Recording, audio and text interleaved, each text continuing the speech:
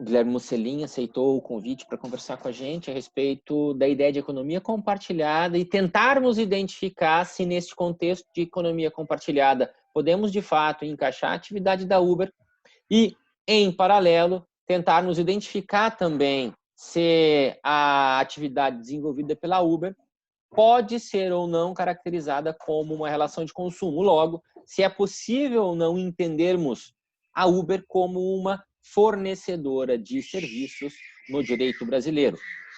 Fato, aliás, ou interpretação, pelo menos, aliás, que ela nega repetida e veementemente.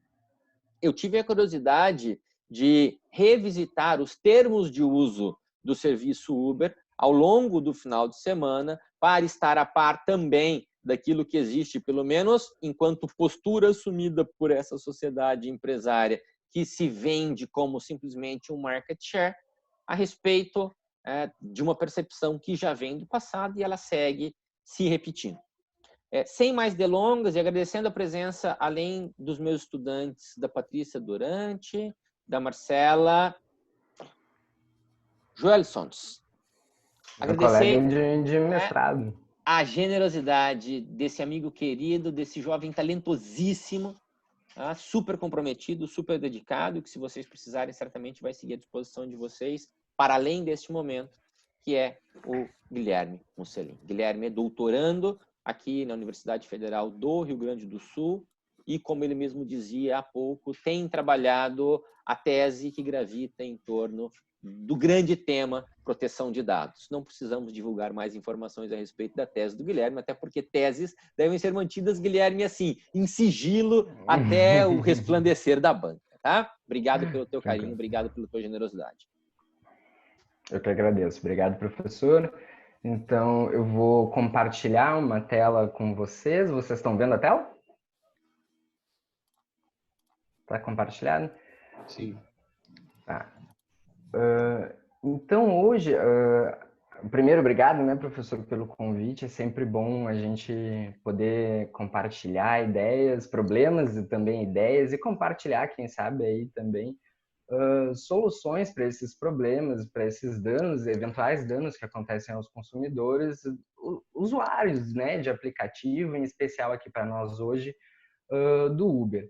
Esse tema, então, da economia do compartilhamento estava muito em voga até pouco tempo, deu uma esfriada, mas voltou quando aconteceu aquele fatídico caso em que uma família brasileira lá, se não me engano, no Chile, eles morreram dentro de um Airbnb. Então, o tema voltou depois disso e, claro, hoje, por conta do Covid-19 também, infelizmente, aí presente, está em segundo plano, como, né, vários outros temas que não deixam de ser importantes também. Então, a gente vai falar hoje do aplicativo Uber, mas primeiro a gente vai ver todo aquele arcabouço conceitual do que seria economia do compartilhamento, se é ou não relação de consumo, etc. Então, sem mais delongas, assim como o professor Catalã estava falando, eu também fui no site da Uber para ver como a Uber se enxerga, como ela se vende, né?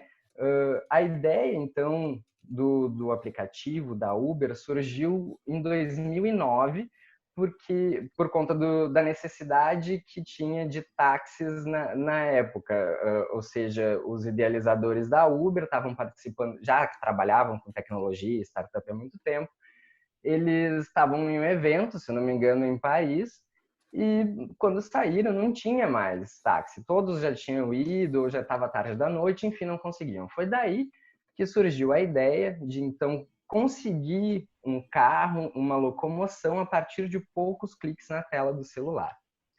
E a partir dessa ideia, então, no ano seguinte, em 2010, em São Francisco, a Uber foi oficialmente lançada. O valor, logo depois, né, primeiro ali em São Francisco, nos Estados Unidos, e aí para outras cidades americanas, logo tomou conta de vários países do mundo.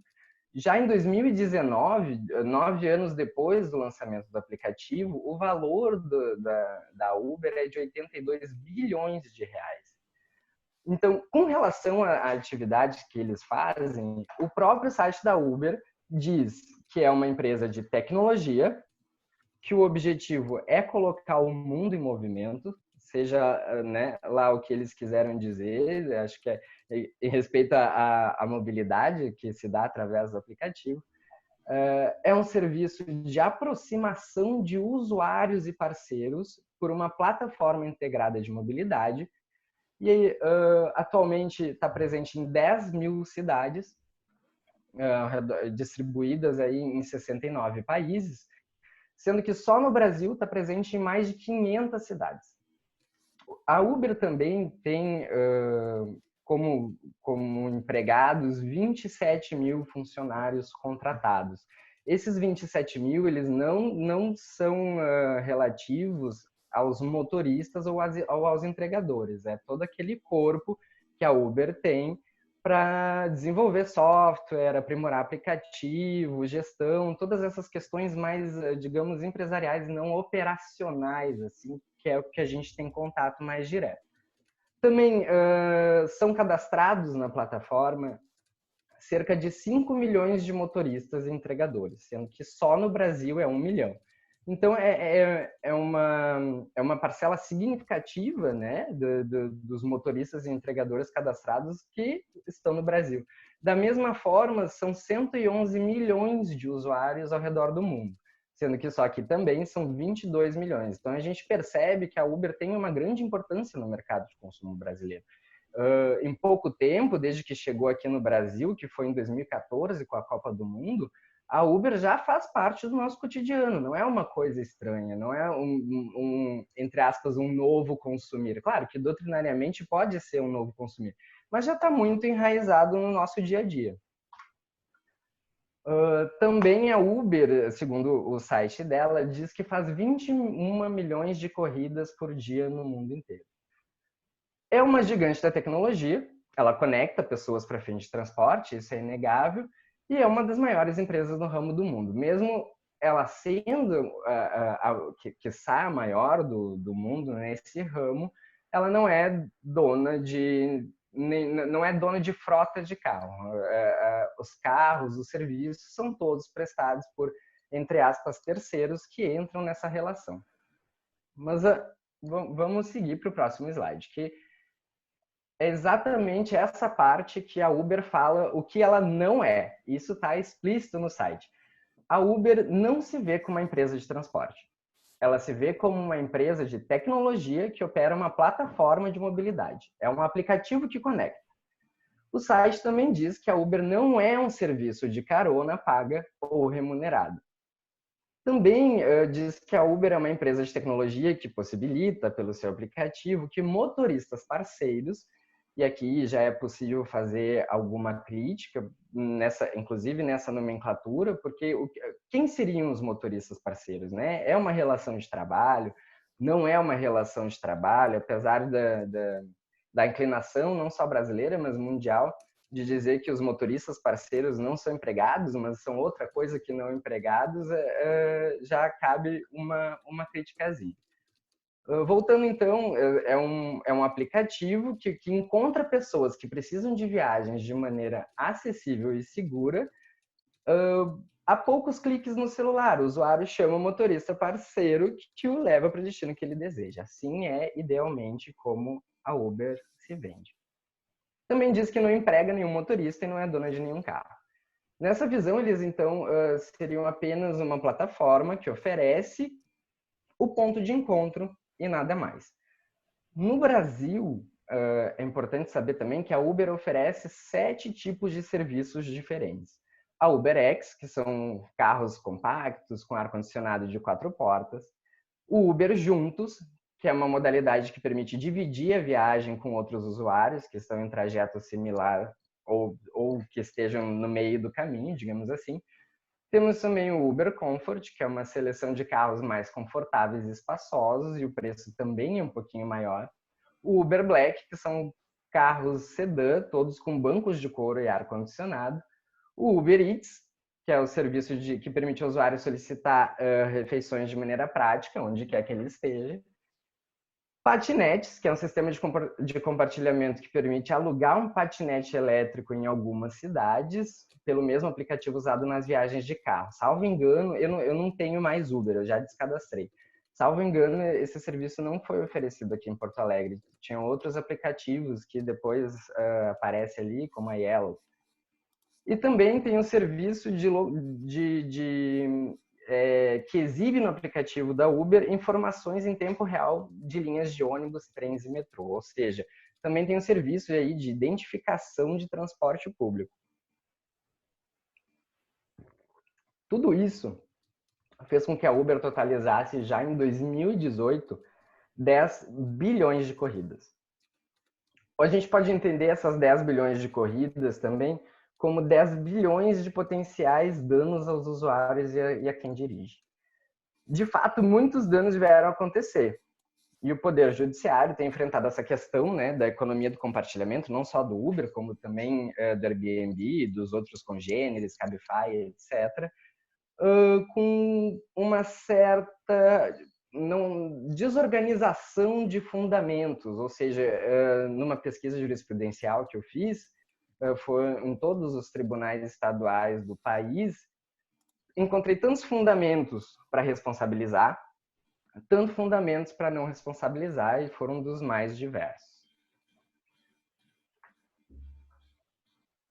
Agora, já que a gente conheceu o nosso objeto, né, a Uber, para a gente entender então como é essa relação e a natureza jurídica dela, a gente vai começar com uma reflexão sobre o que é a economia do compartilhamento e como a Uber se insere nesses novos arranjos de consumo. Então, primeiro a gente vai ver de onde surgiu a sharing economy, a economia do compartilhamento, os seus fatores de expansão, os conceitos, um conceito também de relação de consumo clássica, que para a gente poder ver o que é o novo, a gente tem que saber o que é, digamos, o clássico, o que é aceito, para tentar, então, enquadrar essa relação de consumo compartilhado nessa estrutura, para a gente ver, então, quem é o real fornecedor dessa relação de consumo, vale dizer, né, quem vai ser responsabilizado em caso de danos. Então, a gente vai começar pelos fatores de surgimento e expansão dessa economia. O surgimento da economia do compartilhamento, de acordo com vários autores, dentre eles os mais famosos, digamos assim, que é Botsman e Rogers, que foram os primeiros a tratar do tema com a ênfase que a gente tem hoje, pode ser explicado por 4 fatores que conjuntamente estão contribuindo para a formação de uma nova racionalidade econômica que afeta igualmente a racionalidade social e também a jurídica, que são, então, desenvolvimento tecnológico, um renovado sentimento de coletividade, sustentabilidade, recessão global e, mais recentemente, os desdobramentos da pandemia de Covid-19, que também impactam a economia do compartilhamento, em especial aí o Uber e o Airbnb. O primeiro fator, então, desenvolvimento tecnológico, diz respeito à evolução da internet e do significado de compartilhar, da conexão entre as pessoas, como as comunidades virtuais, hoje em dia, comunidade virtual é coisa de velho, né, do Orkut, como as páginas, enfim, todas essas redes sociais se inserem. E principalmente também se deveu ao desenvolvimento da tecnologia mobile. Aqui está aparecendo para mim que a minha internet está instável. Todos estão conseguindo me ouvir? Sim, Gui. Aqui tá bom o áudio. Sim, tá bem. Aqui tá perfeito. Tá bom, obrigado então. Obrigado. Como estava dizendo, então, principalmente pela evolução da tecnologia mobile, né? Ali, a partir do momento que a gente tem um celular que está sempre com a gente, 24 horas, 7 dias por semana, conectado à internet, o nosso tempo de exposição na internet também aumenta. Para se ter uma ideia, o Brasil é o 3º país no ranking mundial a passar mais horas na internet, perdendo para Filipinas, e o primeiro lugar eu não me lembro. Mas é uma quantidade de horas considerável que a gente está conectado na rede, né? E aí a tecnologia da informação e da comunicação, também de acordo com os nossos dados, perfilização e tal, permitiu disponibilizar, por exemplo, produtos e serviços cada vez mais personalizados na hora e no lugar certo. Aqueles produtos ou serviços on demand, que significa se tu pede e já tem, ou até mesmo on the fly, que na hora que tu pede tu já consome. Não é novidade, então, falar que algum produto tendo isso em consideração, principalmente essa questão dos dados pessoais, não é novidade que quando a gente fala sobre algum termo perto do celular, no Instagram, por exemplo, diversos anúncios aparecem sobre aquilo. Esses dias mesmo eu estava falando sobre um chip de câmera, não sei, era uma coisa super específica. Aí eu abri o meu Instagram logo mais, estava um anúncio daquele produto. Isso é fruto de toda essa tecnologia, de toda essa captura. Que, né, muito se tem e se caracteriza sob o signo da tecnologia disruptiva. Então, para a OCDE, que eu particularmente concordo com esse entendimento, diz que uma tecnologia é classificada como disruptiva quando ela altera drasticamente o mercado, ou seja, quando ela cria um novo modelo de mercado ou faz com que as feições dos mercados bem estabelecidos sejam alteradas significativamente. Então, a novidade aqui na economia do compartilhamento não é o que se faz, consumir, mas como se faz. A relação de consumo, os personagens desse consumo mudam e nesse caso, em particular, da economia do compartilhamento, aumentam, digamos assim. A gente pode dar o exemplo da Uber e do Airbnb. Eles não inventaram a carona, eles não inventaram quartos de hospedagem, mas desenvolveram uma tecnologia capaz de utilizar todos esses bens, todos esses produtos e serviços. Enfim, hoje em dia a gente está tendo uma hibridização entre serviço e produto, que é capaz, então, de utilizar esses bens de consumo de uma forma inovadora, se inserindo no mercado em forma de plataformas de compartilhamento, o que existia muito pouco até então. Existia como economia do compartilhamento, digamos assim, mais primitiva, né, de acordo com o desenvolvimento que teve, foi o site do Couchsurfing. Couchsurfing foi um dos primeiros, né, modelos que a gente teve de economia do compartilhamento, porém não era exatamente uma economia, era mais um compartilhamento, até porque antigamente era vedado cobrar pelo site para a pessoa ficar na sua casa. Era realmente a pessoa ficava no sofá, viajantes, enfim. O segundo fator, agora, já passando ali redes sociais, ele advém diretamente do primeiro. Uma evolução do primeiro. E também se diz que é por conta, claro, das redes sociais, um renovado sentimento de coletividade. Para que esse sentimento, então, pudesse ressurgir, foi necessária uma rede que transformasse esses processos culturais todos em um comportamento de escala global. É assim que a internet atendeu essa aspiração de pertencimento a grupos, por exemplo, ao mesmo tempo em que oportunizou uma gama enorme de opções de escolha. Isso porque a internet é capaz de aproximar pessoas localizadas em espaços que são geograficamente distantes, de acordo unicamente com a convergência de interesses pessoais, aí formando então as comunidades e reforçando a ideia de compartilhamento, seja de emoções, de arquivos, de produto, de serviço, do que for. Se compartilha hoje em dia tudo. O slogan do Facebook é um bom exemplo. O Facebook ajuda você a se conectar e a compartilhar com pessoas que fazem parte da sua vida. Mas compartilhar exatamente o quê? O Facebook não me diz o que compartilhar. Mas ele não precisa me dizer porque isso está enraizado na nossa mente. Tipo, não é necessário falar para nós que compartilharemos fotos, compartilharemos status, compartilharemos, enfim, qualquer coisa que seja. Até porque o compartilhamento é uma condição inafastável do uso dessas plataformas. Sejam dados pessoais, seja o IP do computador, seja, como eu disse ali, fotos, vídeos, check-ins, lugares. Então, realmente, a nossa vida fica bem exposta ali. O terceiro fator, então, corresponde ao desenvolvimento sustentável ao consumo verde. Particularmente, eu acho que é um fator muito mais, digamos, narrativo, muito mais filosófico do que prático, assim. Porque a economia do compartilhamento, num primeiro momento, se proclamou como sendo um serviço sustentável, como, né, produtos sustentáveis, porque no caso da Uber, isso inclusive está no site deles, que ao utilizar a Uber, se estaria lançando menos CO2 na atmosfera.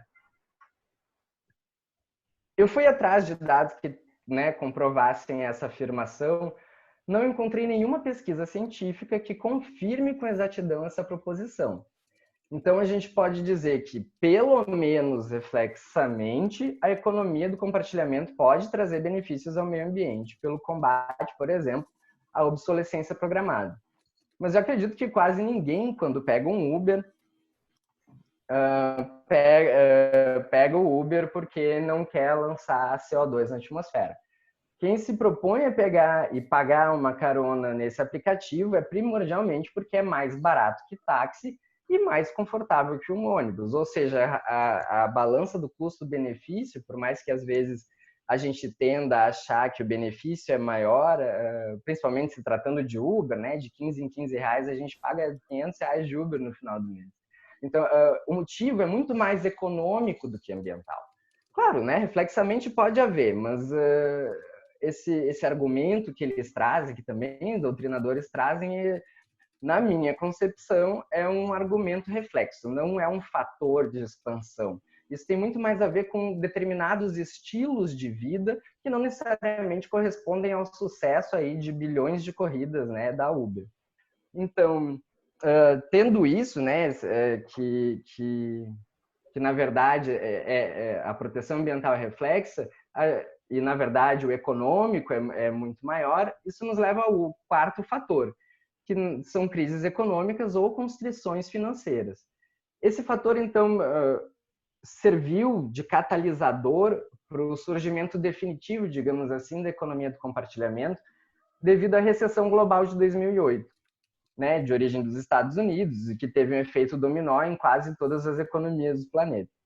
Com essa retração econômica, então, parte da população começa a se mostrar amigável a formas alternativas de consumo que se demonstram, então, economicamente mais eficientes e de menos custo do que os arranjos tradicionais de consumo e descarte.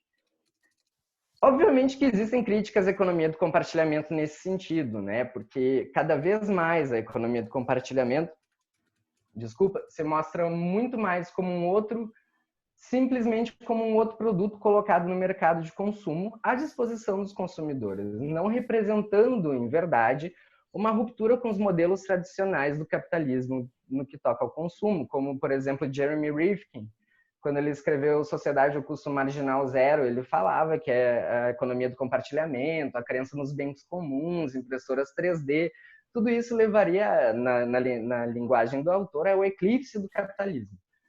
Não é isso que temos visto, né? Porque essas dinâmicas têm corrompido, se é que alguma vez essas dinâmicas tiveram essa ideia de colaboração mesmo, mostraram-se corrompidas, então, por essa lógica de economia de mercado.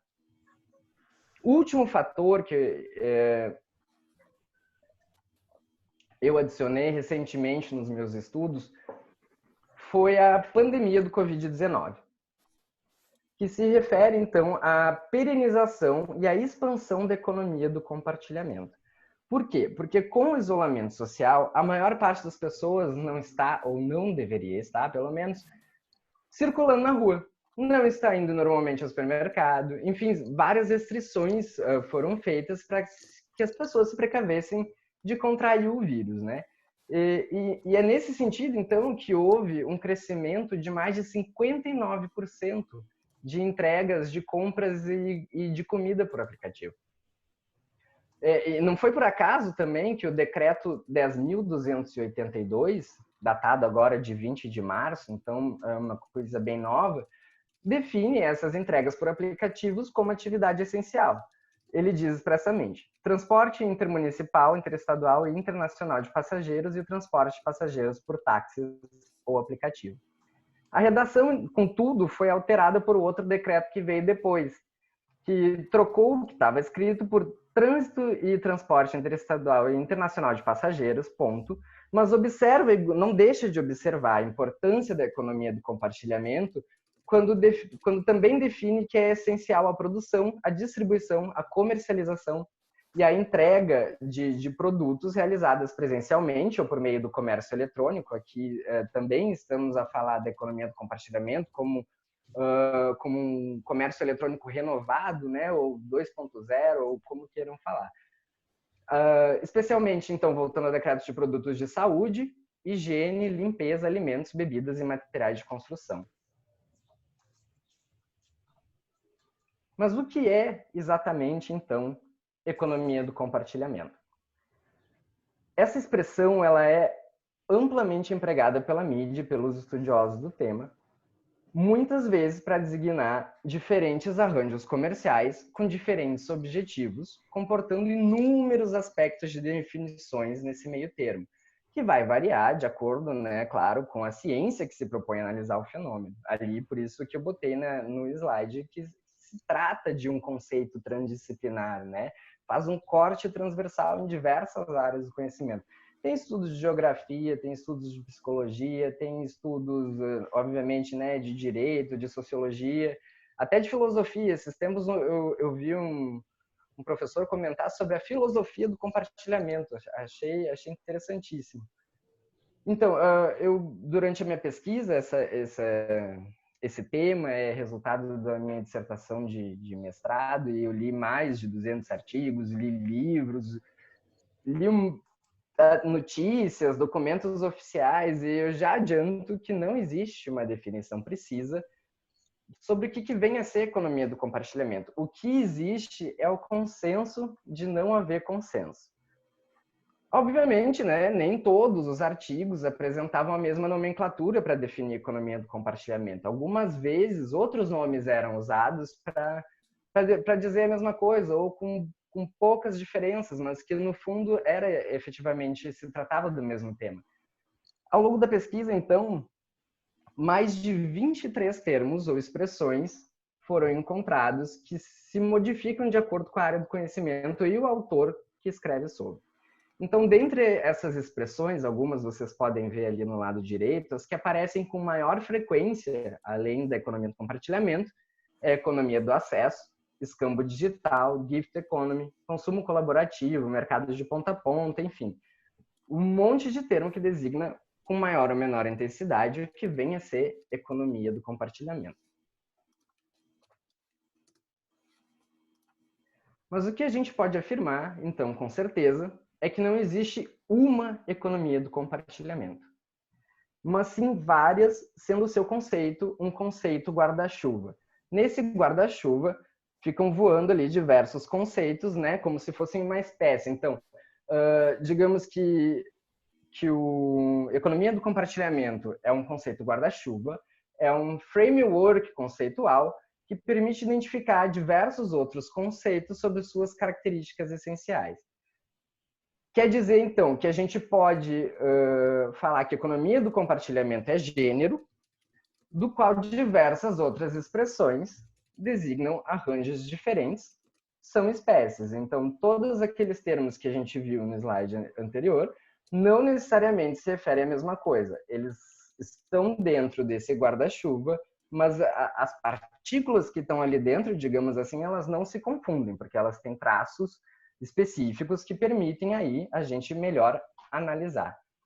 O modelo, então, de economia do compartilhamento comercial, ou seja, aquela que não é cortesia, aquela que não é, digamos, compartilhar um sofá na casa de um estrangeiro, foi definido pela professora Cláudia Lima Marques como um sistema de consumo colaborativo, no qual as pessoas alugam, usam, trocam, doam, emprestam, compartilham bens, serviços, recursos ou commodities, né? Incluindo aí também a energia elétrica, geralmente com a ajuda de aplicativos online e outros dispositivos tecnológicos, tudo sendo baseado em relações de confiança.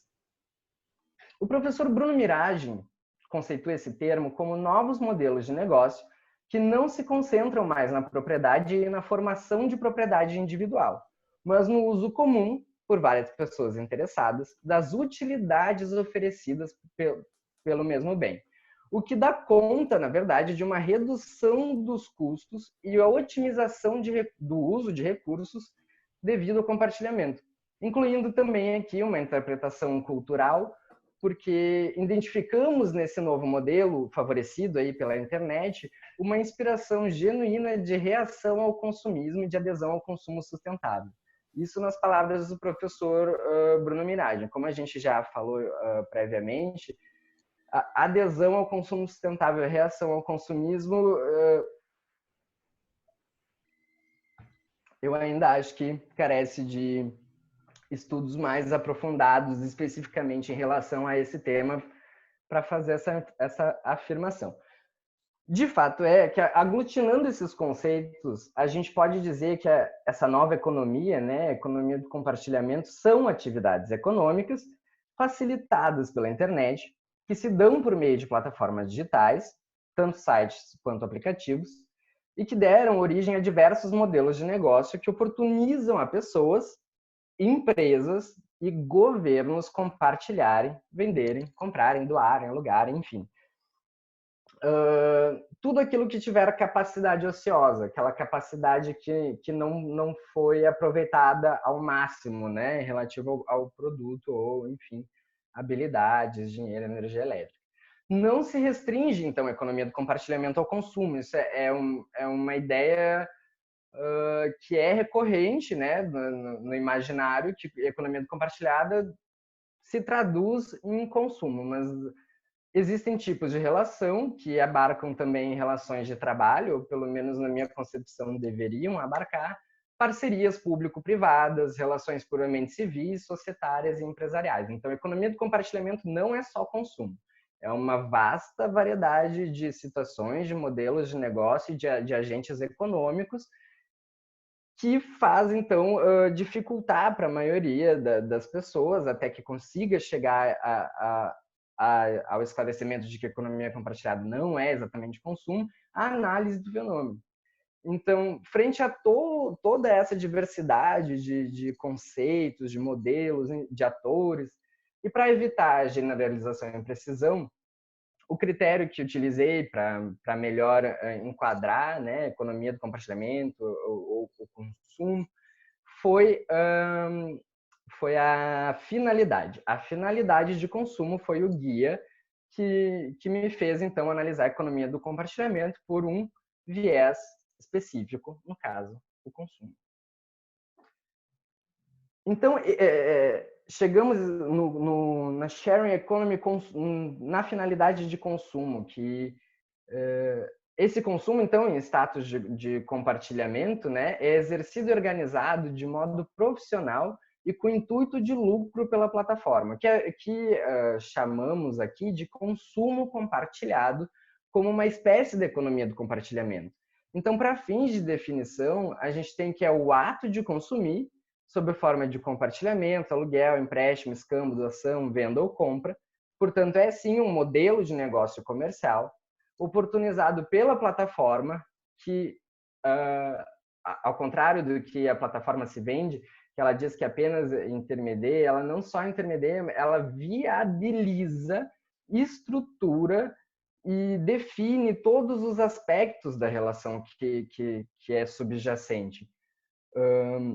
Então, ela controla essa relação, né, comportando diversos graus de controle nela, que pode ser antes do que o consumo ocorra, por exemplo, pede ficha de antecedentes criminais para o motorista do Uber, pode ser durante, como, por exemplo, a possibilidade de compartilhamento com uma pessoa da família sobre o trajeto, né, para garantir a segurança, ou depois, em caso de reclamações. Então, ou aplicação de punição também, né? A Uber também pode punir, até determinada forma, os seus motoristas parceiros, digamos assim, principalmente com a expulsão deles do aplicativo, que tem gerado muita controvérsia no Poder Judiciário, porque muitos casos estão sendo levados. E aí, a dúvida que paira é quem é o motorista parceiro, juridicamente, que diploma aplicar, né? Então, também esse é outro problema que não é exatamente o nosso ponto, mas que vale a pena ser sinalizado. Então, temos também que há uma remuneração, direta ou indireta à plataforma, seja por uma redução do patrimônio individual do consumidor, seja através de seus dados pessoais também. E que há, então, a preferência pelo acesso à propriedade. As pessoas estão querendo cada vez mais acessar as utilidades do que as coisas podem oferecer, do que propriamente ter o título, né, de proprietário sobre determinada coisa, que aí vem um monte de custos. Junto com a propriedade vem custos de manutenção dessa propriedade, né? Então, a economia do compartilhamento, nesse sentido, faz circular produtos e serviços de acordo com o tempo útil de vida, que é aquilo que a gente estava falando antes de combater a obsolescência programada, ou pelo menos fazer ela ser visualizada de uma melhor forma. E tudo isso, então, a economia do compartilhamento, todo esse esquema faz nascer uma linha pontilhada entre o que é meu, o que é seu e o que é nosso, né? E, inclusive, diversas pesquisas na área do direito estão sendo feitas a respeito dos direitos de propriedade nesses esquemas de compartilhamento. Como é que fica? Não foi o meu enfoque de pesquisa, mas eu sei que há bastante material a respeito disso. Passando para o próximo slide, então. Como eu tinha dito, a escolha dos termos consumo compartilhado não se deu por acaso. Apesar da expressão que é mais celebrada para designar o consumo em status de compartilhamento, seja consumo colaborativo. Essa expressão ela foi recepcionada na comunidade acadêmica com bastante aderência, mas na minha visão não é o consumo em si que é colaborativo, não é a colaboração que está no cerne desse consumir. De novo, a colaboração pode ser um aspecto do consumo compartilhado, mas não é ele no todo colaborativo. Veja bem, que ninguém, se eu estou precisando ir daqui até o hospital, por exemplo, eu chamo um Uber, ele não quer saber se eu tenho dinheiro ou não. Ele não vai colaborar comigo porque eu estou precisando ir para o hospital, eu tenho que pagar. Então, o cerne aí dessa colaboração, digamos que é muito mais uma ilustração do que vem a ser efetivamente esse consumo, né? Distingue-se, assim, consumo colaborativo de consumo compartilhado. O consumo colaborativo, então, é um modelo relacional sem necessariamente envolver algum tipo de prestação. E ele está baseado em um senso de altruísmo ou de reciprocidade entre os indivíduos. Então, lembrando aquela ideia de uma coisa de vínculos sociais mais próximos, o que, na verdade, Felsen e Paiva, em 1978, já analisavam, quando analisavam eventos de consumo de pequena escala, espaço e temporalmente delimitados, sendo que a colaboração entre as pessoas próximas era o real ponto desse consumo. Para esses autores, por exemplo, quando se vendia itens usados em garagens, que é uma, não sei se continua sendo por conta, né, desses marketplaces, mas era uma prática muito comum nos Estados Unidos. Ou quando então amigos dividiam uma bebida, já havia o que eles denominaram pela primeira vez consumo colaborativo, e que é bem diferente do modo que o consumo compartilhado hoje se apresenta. Talvez a raiz até fosse o consumo colaborativo, mas hoje se desvencilhou. É business, é negócio, é altamente lucrativo. Imagina, vale 82 bilhões de reais. Ninguém ganha 82 bilhões de reais com base numa cooperação altruísta, em uma economia de mercado, né? Então, no próximo slide, a gente volta ao que seja esse consumo compartilhado, né? As características que ele tem. A primeira delas, então, se relaciona com a preferência pelo acesso ou pela fruição de determinado bem ou serviço. É cada vez mais frequente, né? As pessoas estão mais interessadas na utilidade que a coisa pode trazer do que a coisa. Aquele negócio que a gente estava falando ali do acesso, né? E não da propriedade. Então, as pessoas elas preferem pagar pelo tempo de uso e sem os custos de propriedade. Então, para nós, a gente pode dizer que a gente quer ouvir a música, a gente não quer necessariamente o CD, tirando os casos que as pessoas gostam de colecionar. A gente quer ver o filme, a gente não quer ter o DVD em casa. A gente quer chegar a determinado lugar, não necessariamente ter um automóvel, né? Essa é a mentalidade do uso. A gente quer a utilidade, a gente precisa daquilo, mas não necessariamente a gente quer possuir a coisa material. É por isso, um dos motivos também, que o Netflix e o Spotify fazem tanto sucesso hoje em dia, né?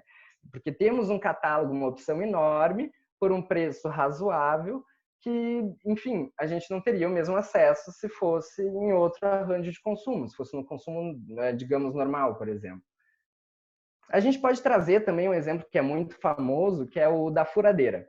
Teve uma pesquisa que foi feita nos Estados Unidos dizendo que uma furadeira, durante todo o tempo de uso, aliás, durante todo o tempo de sua vida útil, ela é utilizada durante, no máximo, 3 minutos. E mesmo assim, supostamente, né, de acordo com esse estudo, metade dos domicílios americanos possuem a sua própria furadeira. Foi assim que Victor Papanek, um designer, ele elaborou a máxima que retrata muito bem o que vem a ser o consumo compartilhado. Eu quero o buraco na parede e não a furadeira. A mesma coisa, se a gente for parar para pensar, agora puxando um pouquinho para o Uber, acontece com os carros. Eles ficam parados se eles não são utilizados para fins profissionais, enfim, se a pessoa não é motorista profissional, chofer, seja lá o que for, em média, 21 horas por dia, sendo todo o restante representando essa capacidade de uso que não foi explorada. Então, se ele passa 21 horas parado, seria 21 horas que ele poderia estar rodando fazendo alguma coisa. Esse foi o raciocínio da Uber, e não só da Uber, mas como também do Airbnb e de todas as plataformas de compartilhamento. É assim que essa capacidade ociosa, essa capacidade excedente, ela é um dos princípios da economia, do consumo compartilhado e da economia do compartilhamento também, porque eu tenho que compartilhar aquilo que não está sendo usado. Então, o conceito, né, de capacidade ociosa é toda aquela potencialidade de determinado ativo, ativo aqui entendido como qualquer bem tangível, intangível, habilidade, dinheiro, tempo disponível, eletricidade, tudo que não for usado. Se a gente parar para olhar pela janela agora, ou der uma olhada ao nosso redor, por exemplo, eu aqui no escritório, todos os meus livros estão com uma capacidade ociosa que poderiam estar sendo aproveitados por alguém. E que o papel da plataforma é justamente pegar todos esses pedacinhos de capacidade e transformar numa grande coisa. Então, é esse o pensamento da plataforma. Ela organiza para ganhar. Os livros são meus, Guilherme. Não venha com esses pensamentos subversivos comunistas, não. Por favor. Tá? Isso é coisa de comunista, por favor. Bom, mas assim, com só a capacidade excedente, ela não é suficiente, né? Ela é um valor latente, porque o valor real dela resulta da utilização. E é nesse sentido, como a gente estava falando agora, excetuando os livros do professor Catalã, é que as plataformas ganham relevância, porque elas organizam todos esses ativos, né? Que pareciam inúteis até pouco tempo e agora lucram em cima disso. Muito bem, agora a segunda característica é o modelo de comércio eletrônico pelo qual se dá a economia do compartilhamento, especialmente aqui agora falando especificamente de consumo compartilhado. Vários autores, se não mesmo todos, tratam desse tipo de e-commerce como o P2P, ou aquele que é de ponta a ponta, de computador a computador, de consumidor a consumidor. O problema é que nessa designação esconde nessa sigla, né, nesse modelo, um importante ator dessa relação, que é a própria plataforma, sem a qual não haveria sequer nenhum tipo de vínculo. O que eu quero dizer é que o consumo compartilhado ele não se dá diretamente de consumidor a consumidor, como proposto pelo P2P. Mas sim tem essa plataforma no meio, né? Que a gente vai ver depois, se a gente consegue ou não enquadrar como fornecedora, mas já adiantando aqui, tendo em mente que faz parte dessa relação ao menos, que então a designação correta seja P2B2P, ou seja, peer to business to peer, o consumidor a fornecedor a peer, ao outro consumidor, ou enfim, o nome que queira dar para o motorista parceiro.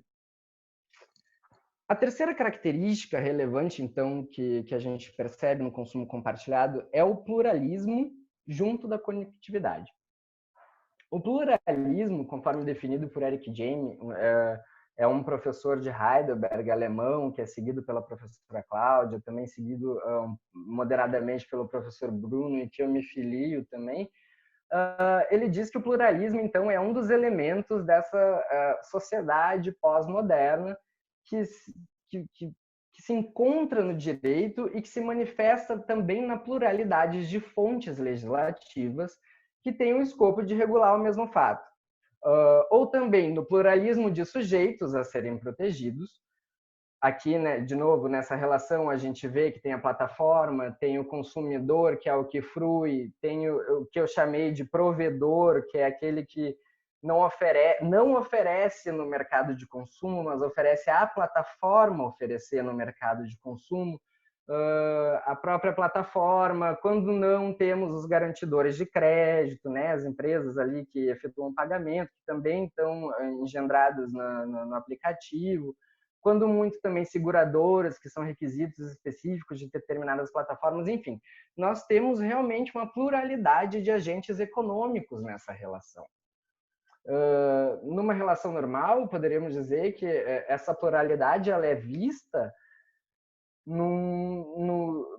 pro lado dos fornecedores, né? Nunca, até o momento que chegaram ali aquela questão das compras coletivas, o consumidor estava sempre mais ou menos ali sozinho, era o consumidor que transacionava com o fornecedor e a cadeia de fornecimento que estava ali atrás desse grande fornecedor. Mas voltando aqui, então, hoje a gente pode enxergar o pluralismo também nessas opções do mercado de consumo, né? Evidentemente que o consumo compartilhado vem aí trazer mais opções, sejam produtos também de segunda mão ou nichos específicos como produtos veganos, enfim, vem uma série aí de novas opções proporcionadas pelo consumo compartilhado, né? Que são todos nessa relação aí que temos de consumo compartilhado, também esses agentes são ligados por uma pluralidade de instrumentos contratuais, que formam, então, essa operação única de consumo forte na conexão que existe entre eles. Então, não só conexão no sentido conexão de internet ou de conectividade que está todo mundo, né, sempre disponível ou sempre conectado de alguma forma, mas também essa conexão traduzida na conexidade contratual, né? Isso significa dizer que existem contratos diferentes, com sujeitos, causa e objetos distintos, estruturalmente independentes, mas que são interligados por uma finalidade digamos, contratual comum, que no caso é o consumo. A conexidade, como a gente estava falando ali em cima, não é exatamente uma novidade. Ela surgiu das necessidades do mercado, muitas vezes para aperfeiçoar determinada etapa da produção, digamos assim, e está presente, então, no mercado de consumo há muito tempo. A própria ideia de cadeia de fornecimento, quando o CDC vai lá dizer que todos são responsáveis solidariamente, o CDC nada mais faz do que visualizar essa conexão existente entre os fornecedores. E muito bem, vou lá. Só que agora a diferença é que há uma conexão também entre o consumidor, né, destinatário final, aquele que efetivamente frui desse serviço, mas também com relação ao motorista, né? Ele, salvo casos, o motorista não trabalha de forma profissional. Ele está ali eventualmente para ter um ganho na renda, né? Então, se a gente pensar nisso, a gente vê que efetivamente a conexidade ela não é a novidade. A novidade é a conexão entre pessoas que não são exatamente fornecedores, digamos assim. Porque já adianto que, ao meu ver, o provedor, aquele que provém, não se trata de um fornecedor tal qual o artigo 3º do CDC nos fala, né? Então, a gente percebe que o Código de Defesa do Consumidor já vem valorizando essa conexidade.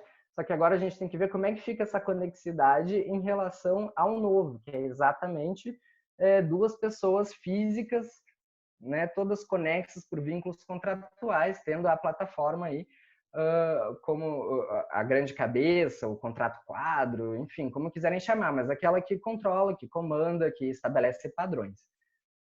Só que agora, né, nesse consumo compartilhado, que se tem dúvidas, então, quanto às qualificações jurídicas desses agentes econômicos. Muito bem. Com relação ao fruidor, aquela pessoa física que retira, né, produto, serviço, mercado de consumo, não parece levantar muita dúvida, mas em relação ao motorista parceiro, quem ele é para o direito, né? Como que a gente vai proteger? Se já estão dizendo, por exemplo, que não se trata de uma relação de trabalho, ele não é trabalhador, o que ele é? Né? Isso é uma outra questão a ser pensada com mais afinco e com uma visão mais humanista também. Mas, enfim, voltando aqui para que eu já me perdi nos pensamentos, na característica que se relaciona com a confiança, que é tida como a moeda do consumo compartilhado, né? Porque para que o consumo compartilhado ocorra, é condição essencial que se confie, não tem outra opção. Na Uber, por exemplo, a gente entra no carro de quem a gente não conhece. A gente confia apenas na atuação e na fiscalização da plataforma, confiando também na conduta correta e nas habilidades do motorista. No Airbnb é a mesma coisa, a gente entra na casa de alguém que a gente também não conhece, ou a gente abre a nossa casa para um turista, ou para um viajante, enfim, que talvez nem seja brasileiro, confiando de que a pessoa não vai causar nenhum dano e que se comportará de maneira adequada e com as regras que a gente define enquanto host, não só as regras do próprio Airbnb, né? Então, a confiança é um fator essencial para o sucesso da economia do compartilhamento e, consequentemente, para o correto funcionamento e para a expansão dessas plataformas.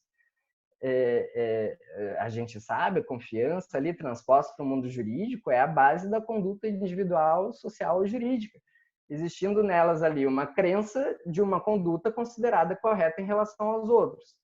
A professora Cláudia Lima Marques diz que a conduta na sociedade e no mercado consumidor, sejam atitudes, dados ou omissões, originam agora expectativas legítimas naqueles em quem instigamos a confiança, destinatários das informações, dos dados, enfim, sendo essa confiança o novo paradigma necessário para dar esse passo adiante no direito do consumidor, para que a gente consiga sempre estar atualizando e atualizado.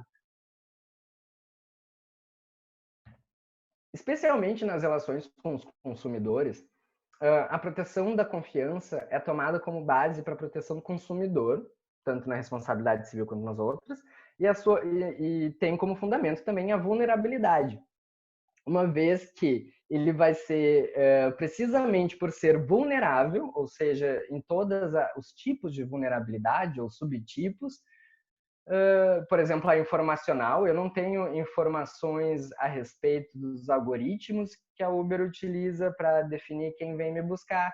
Então, eu preciso confiar nesse aplicativo. Então, justamente por eu ser vulnerável, digamos, informacional, é que eu preciso confiar. Bom, o professor Bruno Miragem também ensina que a proteção da confiança é uma resposta à massificação das práticas de contratação e negociação no mercado. Necessidade é essa, então, decorrente dessa crescente conexão contratual da sociedade de consumo pós-moderno, associada à despersonalização, desterritorialização e desmaterialização do consumidor nos contratos do comércio eletrônico. E é exatamente nesse cenário que surge a importância dessas plataformas no que diz respeito ao desenvolvimento da confiança, nesse novo ou renovado comércio eletrônico, né? Porque essa confiança, ela também se dá por meio de sistemas de reputação. Quanto mais estrelinhas o Uber tiver, mais confiável, em tese, será né, todo o trajeto, digamos assim. Mas também tem outros instrumentos, como eu já tinha dito ali, da ficha criminal. Tem outros instrumentos também que garantem essa segurança nos métodos de pagamento, incluindo sanções, como descadastramento, se desobedecer às regras do site, né? Inclusive, é muito interessante a gente perceber que parte dessa confiança que é promovida pela plataforma é fornecida por nós mesmos. Somos nós que avaliamos os motoristas, mas a nossa avaliação não é para o motorista, é para a Uber. A Uber, com base nessas avaliações, vai decidir, por exemplo, no caso de descadastramento ou não. Eu não sei quanto é que está agora, mas até pouco tempo atrás, sei lá, 3 ou 4,5 estrelinhas, se tivesse menos que isso, era descadastrado do portal. Então, também, né, temos essa contribuição na confiança. É realmente um sistema que se forma com a confiança ali como um motor. Então, da mesma forma para o Airbnb, quanto melhor a avaliação do host, mais à vontade ficamos de contratar, né? E essa é uma característica, por enquanto, exclusiva do consumo compartilhado. Ou seja, nós também, enquanto consumidores que fruímos das caronas, nós também estamos entrando nesse processo de criação da confiança, né? Nesse processo todo de fornecimento, que não é mais feito pela grande empresa, senão por outras pequenas pessoas regionais, né? Locais. Então, esse modelo esse consumo compartilhado, na verdade, se traduz em verdadeiros negócios de investimento de confiança. É aquilo que a gente estava falando, a gente precisa confiar mais para entrar em um Uber do que em um táxi, pelo menos em princípio. Da mesma maneira que a gente tende a confiar mais em entrar tranquilamente num hotel do que um host no Airbnb, que a gente não conhece, não tem uma reputação de mercado para zelar, né? E aí que entra a nossa parte, a nossa importância dessa reputação. Tanto que é conhecido também, como, muitas das vezes, como economia reputacional, né? E tudo isso, então, muda a cultura de consumo. Não é mais um consumidor sozinho, não é mais um consumidor e um fornecedor em linha, né? Hoje, somos consumidores que se relacionam com outros consumidores e com esses fornecedores ocultos. A diferença é que a gente pode perceber que o esforço em conjunto é mais viável para alcançar esses objetivos.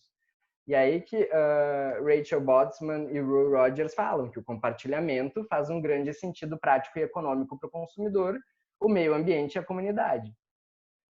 Trazendo também aí, né, oportunidades para aquelas empresas que são suficientemente flexíveis, inovadoras e com visão de futuro, muitas das quais estão aí os grandes os startups unicórnios, né? Então, passando para o próximo slide, para que a gente consiga definir quem é o fornecedor dessa relação de consumo compartilhado, é preciso que a gente conheça um pouco sobre o que é a relação de consumo, digamos, entre aspas, clássica para o direito brasileiro. No Código de Defesa do Consumidor não tem definição do que seja uma relação de consumo. Foi uma opção legislativa. A relação de consumo, o professor Bruno diz isso num jogo de palavras, a relação de consumo é relacional. Quer dizer, ela vai ser assim considerada quando estiver presente simultaneamente consumidor, fornecedor ou cadeia de fornecimento, sendo ligadas então por um produto ou um serviço em troca de remuneração. Esses são os três elementos que devem necessariamente coexistir, consumidor, fornecedor, produto ou serviço, sob pena do Código do Consumidor não ser aplicado, ser afastado ou ser aplicado então apenas o direito dito, né, o direito civil puro, que rege as relações entre as partes privadas que não gozam tanto assim de um desequilíbrio como a relação normal entre consumidor e fornecedor. Passando para o próximo slide, só para vocês terem uma ideia assim espacial, digamos, da relação clássica, temos ali o consumidor, né, em troca de remuneração, produto, serviço, e o fornecedor, a cadeia de fornecimento. O artigo 2º do CDC diz que consumidor é toda pessoa física ou jurídica que adquire e utiliza produto ou serviço como destinatário final. Essa expressão destinatário final é a que mais levanta questionamentos, né? E deu aí origem a pelo menos 3 teorias distintas de interpretação de quem é realmente esse consumidor. Não é o caso da gente aprofundar essas teorias agora, mas cabe a menção de que a teoria interpretativa, que é mais aceita agora, é o finalismo aprofundado. É aquele que significa, resumidamente, que para ser consumidor, a pessoa, né, física ou jurídica, deverá ser destinatário final fático e econômico. Isso quer dizer que essa pessoa deve retirar do mercado determinado serviço ou produto e não retorná-lo com o intuito de lucro, devendo ter também uma análise, no caso concreto, se é ou não portador da vulnerabilidade, que é uma presunção legal para as pessoas físicas, mas deve ser comprovado para as pessoas jurídicas. E não está esse consumo vinculado à sua atividade profissional. As outras teorias é o maximalismo, em linhas gerais, todos são consumidores, e o finalismo, poucos são consumidores. Essa teoria do finalismo aprofundado ou mitigado, ela veio justamente para dizer, não, poucos são consumidores, mas em casos difíceis, a gente pode estender essa proteção dos consumidores para quem inicialmente não era. Aí também vale a importância de citar os consumidores equiparados ali do artigo 2º, parágrafo único do CDC, que diz respeito à coletividade, o artigo 17, que são as vítimas do evento, e o artigo 29, que são aqueles que estão expostos às práticas comerciais ali dos capítulos seguintes desse artigo. Então, né, o código, para além desse consumidor padrão, desse consumidor standard, ele prevê esses três casos de consumidores equiparados. Por outro lado, do outro lado dessa relação, temos o fornecedor, que o artigo 3º do CDC diz que é toda pessoa física ou jurídica, pública ou privada, nacional ou estrangeira, bem como entes despersonalizados que desenvolvam atividade de. E aí vem um monte de atividade, produção, montagem, distribuição, comercialização, enfim. Interessante para nós aqui é saber que o fornecedor ele tem algumas características para ser considerado como tal.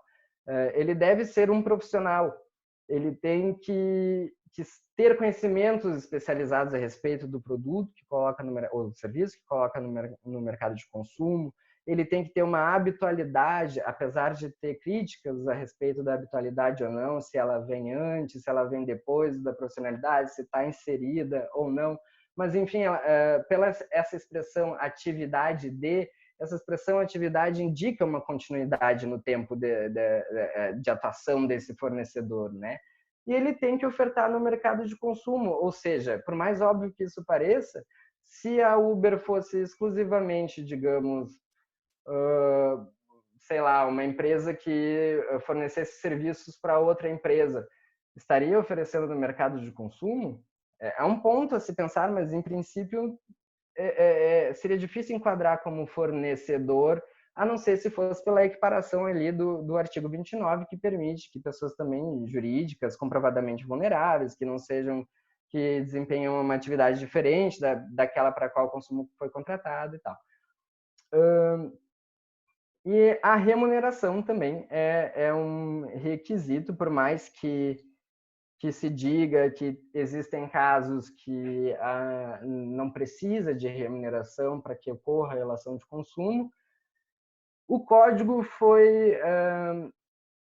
digamos assim, esperto, né? Porque ele utilizou remuneração, ele não utilizou contraprestação pecuniária ou diminuição no patrimônio do consumidor individual.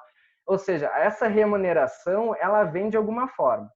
Nenhum negócio, nenhum business é ingênuo o suficiente para não ter nenhum tipo de remuneração.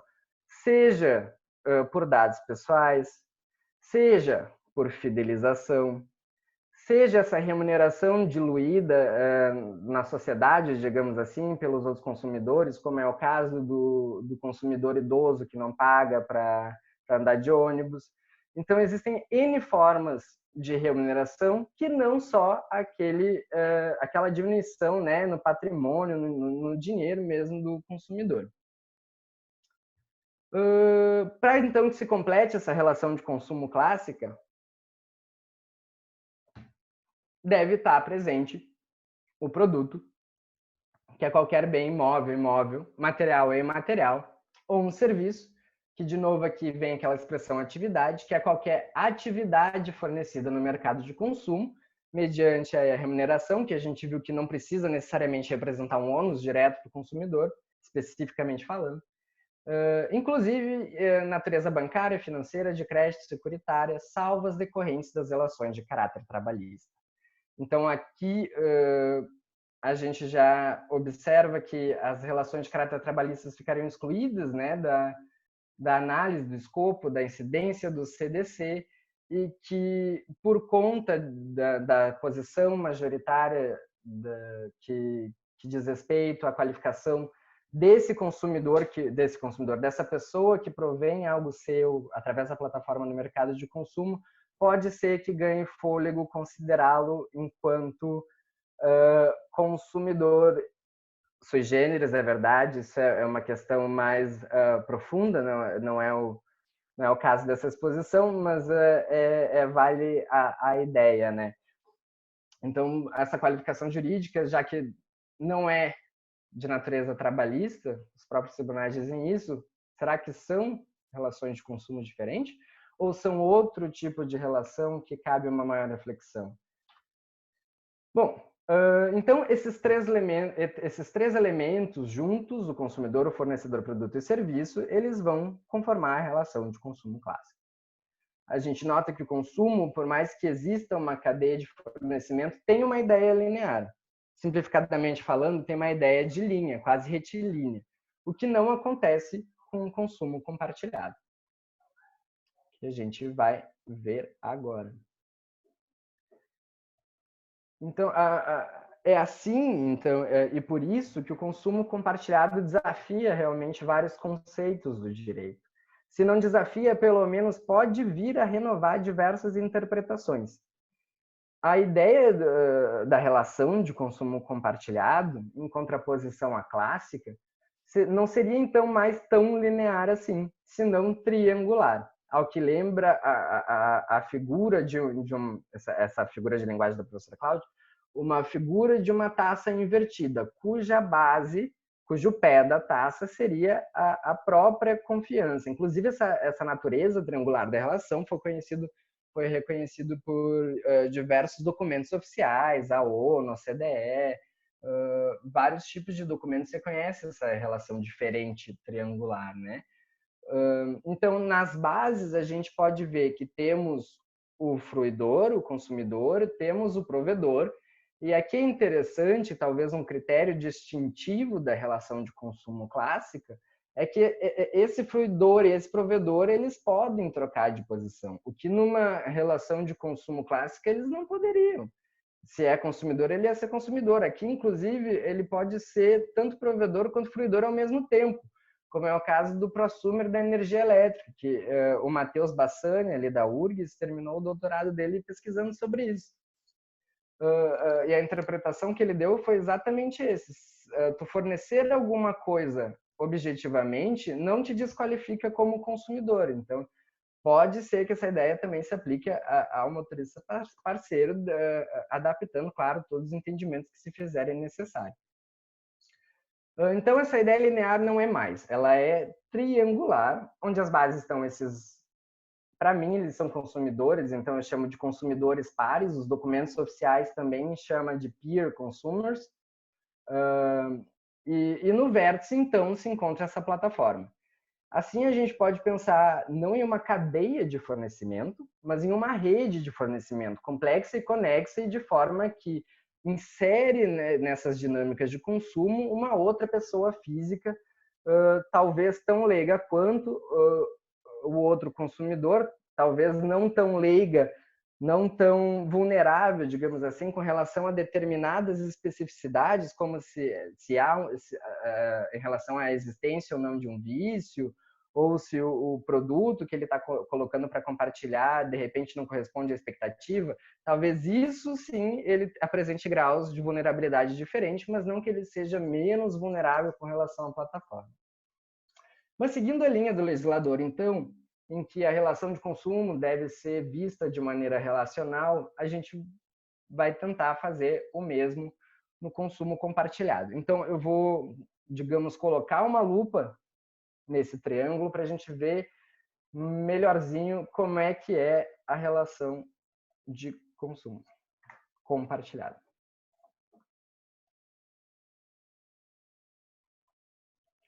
Mudou bastante coisa, né? Temos aí uma relação de consumo que não é mais linear. Tem várias especificidades no meio dessas relações que podem e devem ser consideradas na hora ou não de dizer que a Uber é ou não um fornecedor, por exemplo.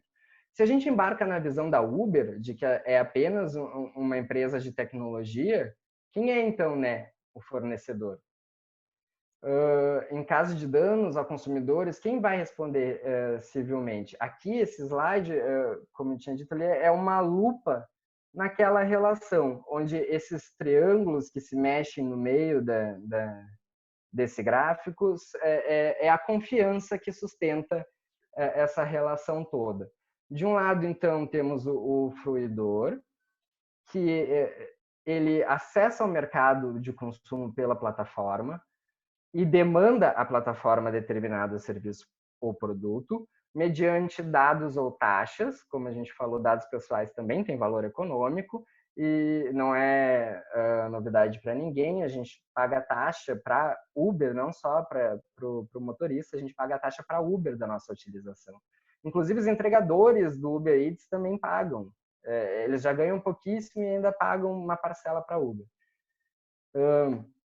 Do outro lado, temos o provedor, que ele também tem acesso ao mercado por meio dessa plataforma, e ele oferta a plataforma para a plataforma oferecer no mercado de consumo. Então, é ela que controla a oferta e a demanda, também ganhando desse lado taxas ou dados, ou seja, a plataforma ganha de tudo que é lado.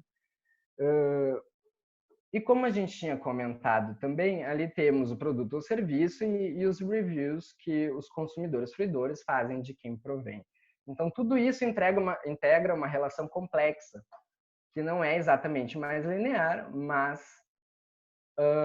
mas triangular. E aí vem a questão de se eu posso dizer que isso é uma relação de consumo ou se não é.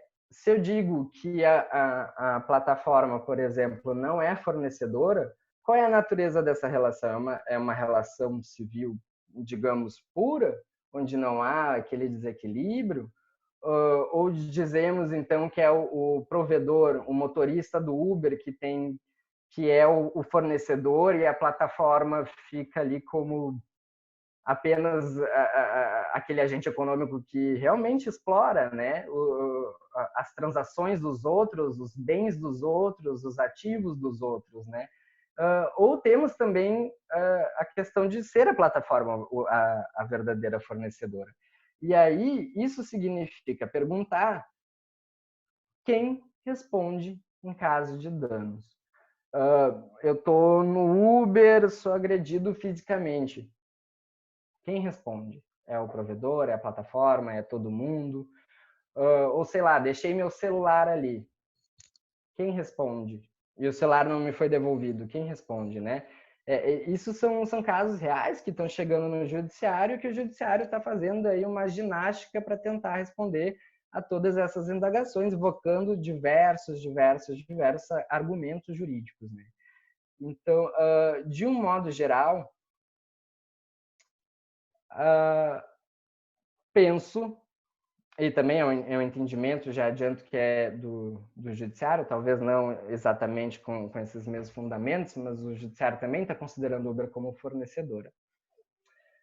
Então a gente vai ver primeiro os argumentos doutrinários que permitem identificar a plataforma como fornecedor principal e depois trazer então os argumentos legais que poderão ou não definitivamente decidir por ser ela qualificada como fornecedora ou como uma empresa de tecnologia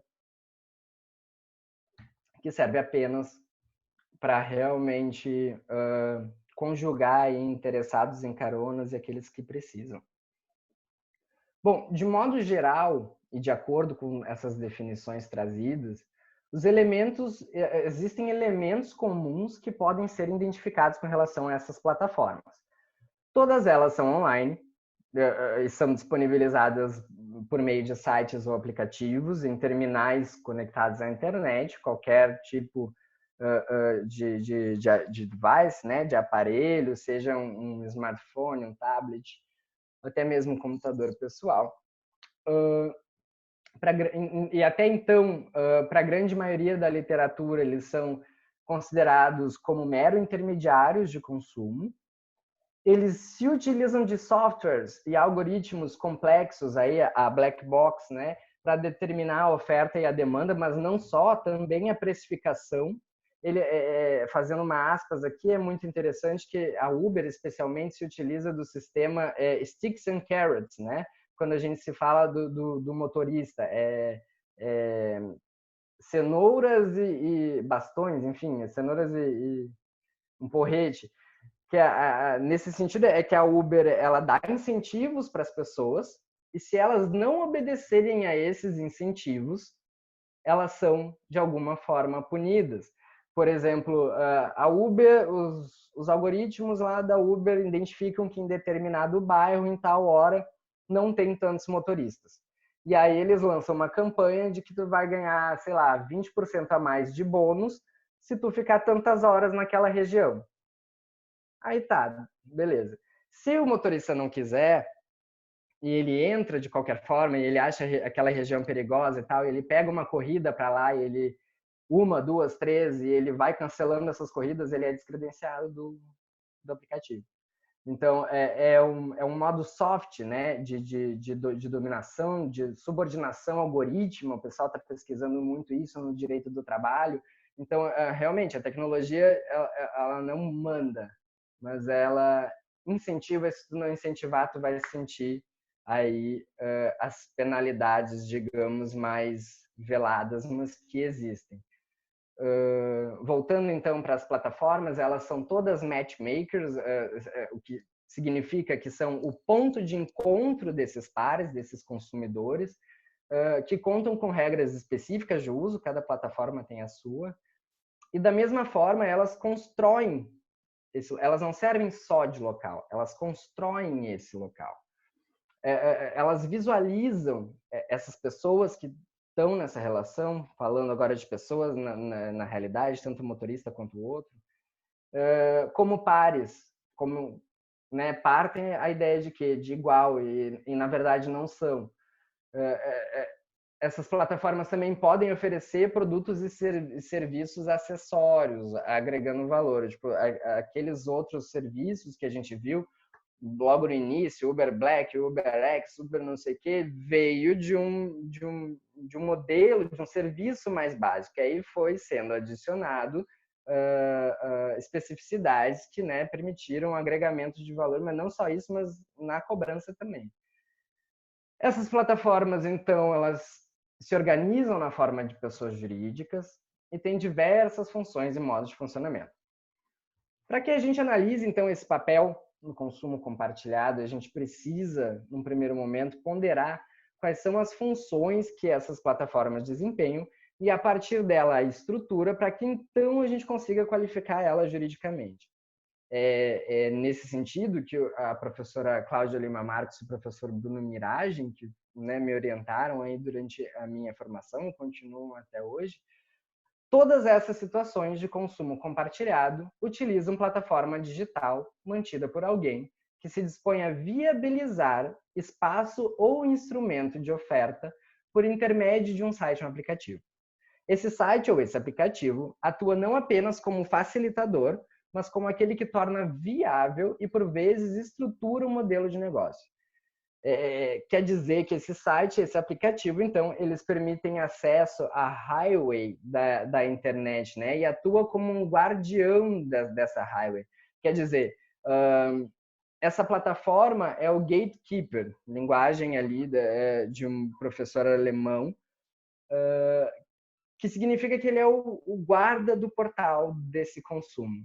É ele que decide quem entra, quem sai, as condições pela qual essa highway, né, é estruturada. Então, esse gatekeeper realmente é aquele que mantém. E dentro desse gatekeeper, desse portal, são alguns conjuntos de funções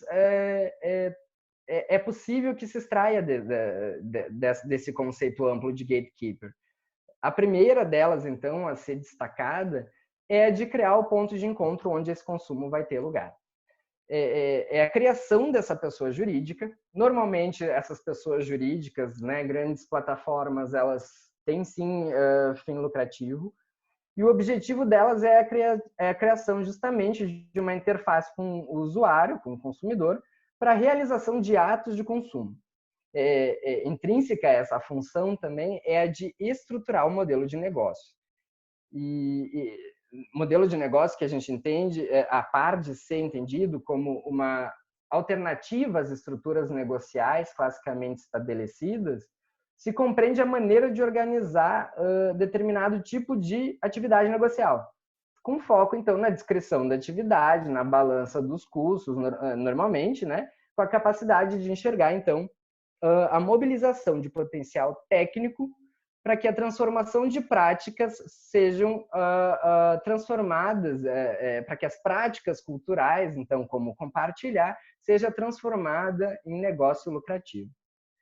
Bem, o segundo conjunto de funções está invariavelmente sempre presente em todas as plataformas de compartilhamento, que é o de conectar, que segundo as plataformas é o seu objetivo principal, e de estandardizar diversos aspectos, ou seja, conecta todos os atores do consumo compartilhado, determinando, então, junto a isso, o equilíbrio da oferta e da demanda, e para dar efetividade, então, estandardiza as práticas de consumo e as que são complementares a elas. Nisso aí, entrando aí, os contratos são estandarizados, né?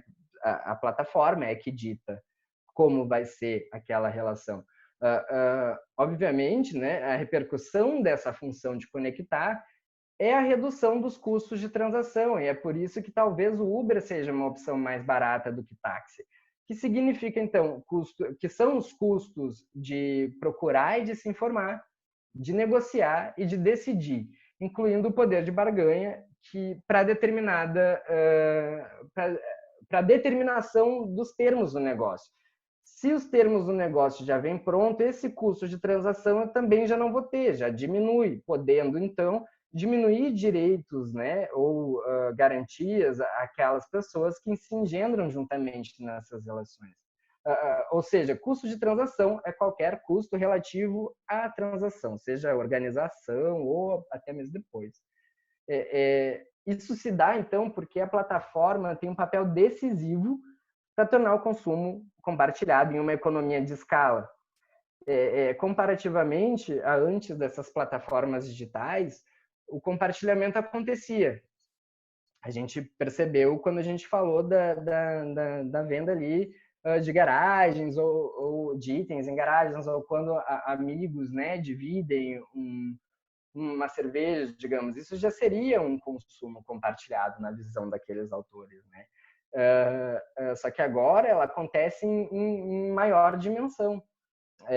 Também teve a proliferação desses portais. A gente não fala só em Uber, né? A gente tem Uber, a gente tem Cabify, a gente tem Yellow, a gente tem mais algum outro? Tinha um outro, mas eu me esqueci. Mas, enfim, são vários tipos de aplicativo que atuam no mesmo segmento, né? E esses comportamentos, esse compartilhamento agora também por conta, né, da internet, da evolução dessas plataformas e da própria conexão entre pessoas e da própria utilização na internet, na maior utilização da internet pelos domicílios, né, também, porque a gente vive em uma sociedade totalmente segmentada, inclusive digitalmente. Vemos aí que eu acho que quase metade da população, eu tenho esse dado escrito, mas eu não me lembro agora de cabeça, quase metade da população não tem acesso à internet. Claro, a gente precisa analisar isso, é importante, mas também sem esquecer que, né, existem todo um contingente de pessoas que está à margem disso. Bom, mas voltando, por causa dessas plataformas, é que se proporcionou, então, o consumo compartilhado em escala global.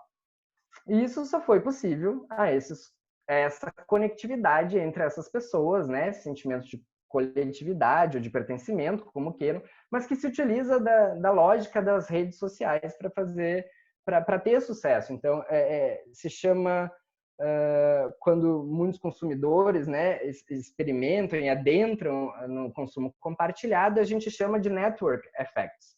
Ou seja, são aqueles efeitos que um consumidor de um produto ou de um serviço provoca no valor, mas não quer dizer no preço do serviço ou do produto, do mesmo produto, do mesmo serviço para outros consumidores, agrega valor. Em outros termos, o que eu quero dizer é que quanto mais consumidores, fruidores, né, e mais consumidores, provedores houver de forma equilibrada em determinada plataforma, maior vai ser o valor da plataforma para todos. Qualquer desequilíbrio afeta diretamente a oferta e a demanda, refletindo igualmente na forma do preço, na forma de precificação. Que, como a gente sabe, no caso do Uber, é o próprio Uber que determina a forma de precificar, inclusive de um modo dinâmico, né? Por outro lado, né, somente isso não é suficiente para manter o equilíbrio da plataforma. É necessário que se centralizem todas essas práticas de consumo ou todas essas características dessas práticas de consumo, como o fornecimento de informações, cadastros para acesso ao portal, que viabiliza ao consumidor comparação de preços ou precificação automática, no caso do Uber, determine as formas de pagamento, políticas de cancelamento e devolução de quantias, treinamentos, orientações, agora muito em voga, né, por conta da pandemia, a Uber tem dado algumas orientações, não digo que satisfatórias, mas pelo menos algumas orientações básicas a respeito de como os motoristas ou entregadores devem se proteger, e também a instituição desses sistemas de reputação e ranqueamento. Tudo isso é importante porque eles centralizam esses aspectos do consumo em si. São eles que definem, que determinam, a plataforma que determina tudo isso. E tudo isso com o fim, então, de permitir mais transações em maiores volumes e encorajar mais pessoas que ainda não se utilizaram, que que não usam correntemente a economia do compartilhamento, especificamente aqui o consumo compartilhado, a participar e a adentrar desses novos arranjos, né? E aqui a gente fala também do ponto da massa crítica, né? Até que ponto a mentalidade social adere a determinado comportamento novo, como é que isso se explica? Bom, isso é um conceito sociológico, está longe do meu entendimento, mas do meu entendimento profundo, verticalizado, mas pode explicar o sucesso de um best-seller até reações nucleares, esse ponto da massa crítica, né? E penso que até agora esse ponto é impossível de ser medido, mas ele é possível de ser percebido. Mas, de qualquer forma, todas essas funções dessas plataformas, conectar, estandarizar, assume um papel decisivo para a perenização desse consumo. Porque, em verdade, se pararmos para pensar, na raiz disso tudo está a construção, a promoção, né, dessa confiança que é necessária. A plataforma não faz tudo isso que ela faz de boazinha, ela faz para manter o seu negócio rentável. Não é exatamente aquilo que a gente estava falando antes, não que a nossa avaliação vá para o motorista do Uber diretamente. A nossa avaliação vai para Uber ver o que vai fazer com os seus motoristas. Então, o furo é bem mais embaixo do que aparenta ser. E as plataformas, então, por atuarem de modo e a criar, manter esse ambiente seguro e confiável, trazem para si determinados deveres de proteção em favor de seus consumidores, de acordo com a atividade que realiza, obviamente, e com o nível de controle que a plataforma exerce nas transações. Isso quer dizer, então, que a terceira função, que é primordial, essencial às plataformas, é a função de controlar, que é uma das características principais dessas plataformas e que garantem a elas a sobrevivência nesse mercado novo, né? Obviamente que não são todas as plataformas online de compartilhamento que vão exercer controle total dessas transações realizadas, né? Porque existe aí, dependendo da atividade, um amplo espectro de possibilidades e de intensidades de atuação do portal, admitindo, assim, níveis diferenciados de controle. No consumo compartilhado, então, muito embora não sejam as proprietárias, as plataformas não sejam proprietárias do que oferecem, são elas que exercem esse papel, tanto de maneira moderada quanto de maneira elevada. Importante a gente saber aqui que algum tipo de controle sempre vai ter nessas plataformas que procuram lucro através do compartilhamento. Até porque é esse o controle que ajuda a criar, manter a confiança e a adesão de novos adeptos. Indícios de que o controle pode ser elevado é quando a plataforma especifica, estandardiza e monitora os aspectos da contratação e da participação, né, da conduta dos pares. O professor Ricardo Lorenzetti, ele escreveu isso quando tratava de contratos conexos, mas uma visão de contratos, sistema de contratos, uma visão sistêmica, que os indícios de controle são fortes quando uma plataforma estabelecer... A plataforma foi o que eu coloquei, ele estava analisando a questão de cartão de crédito, de outros bens de consumo. Quando a plataforma estabelecer, então, termos contratuais, instituir norma de convivência nesse ambiente virtual e também fora dele, estabelecer preço, taxa, meio de pagamento, cancelamento, reembolso, qualquer coisa, até mesmo as reclamações, atuando na resolução dessas disputas entre os pares, quando expuser de atendimento aos consumidores, quando oferecer ou impuser seguros como condição de utilização do aplicativo ou do site, quando tiver outros requisitos para a fruição do serviço, como as já famosas, citadas fichas criminais, cadastrais, diversas certidões, treinamentos, fiscalizações, e tudo isso tem o poder de induzir o comportamento dos pares. É aquilo que a gente estava falando, eu te dou incentivos, mas se tu não me obedecer, tu é excluído do portal. Então, tudo isso influencia o comportamento fora também da plataforma. E assim, até quando exclui, então, determinado consumidor de acordo com seu critério, de acordo com as suas regras, ela está exercendo esse controle na relação.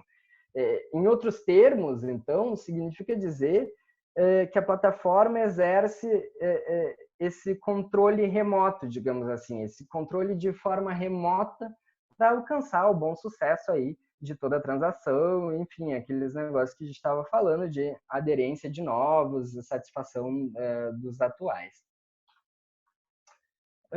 O controle, por outro lado, ele vai ser considerado moderado quando a plataforma definir o standard mínimo de atuação ou quando estabelecer orientações diminutas para seu uso.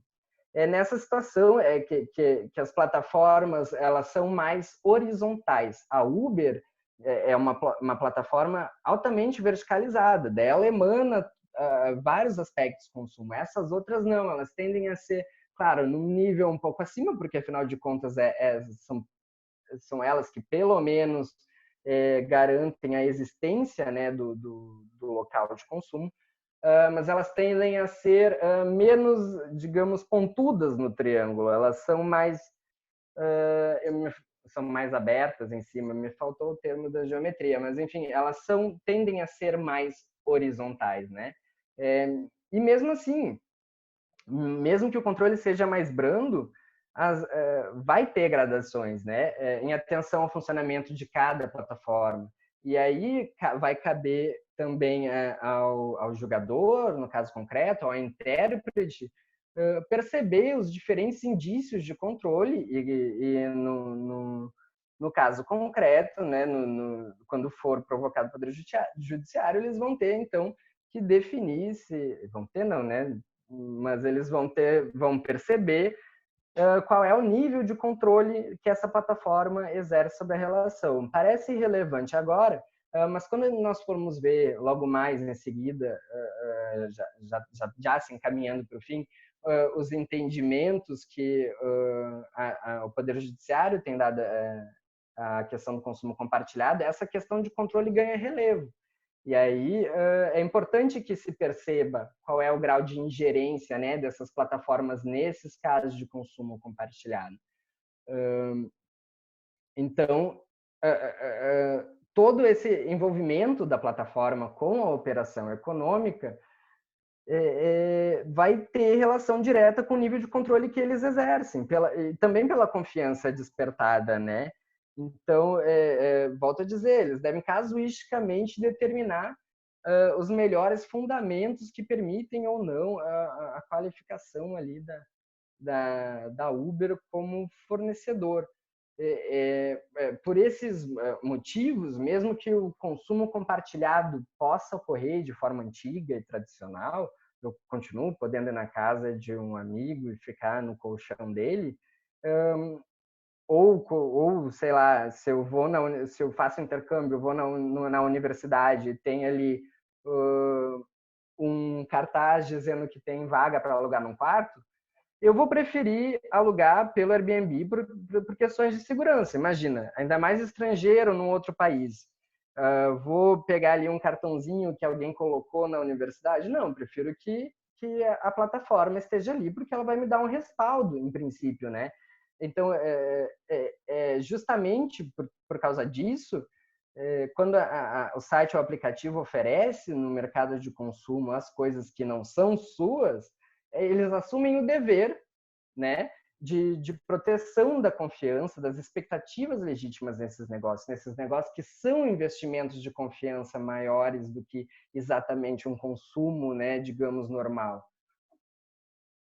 Agora, tudo bem, muito bonita essas questões doutrinárias, né, opiniões também minhas, com relação à qualificação, pelo menos envolvendo a doutrina, né, law in the books.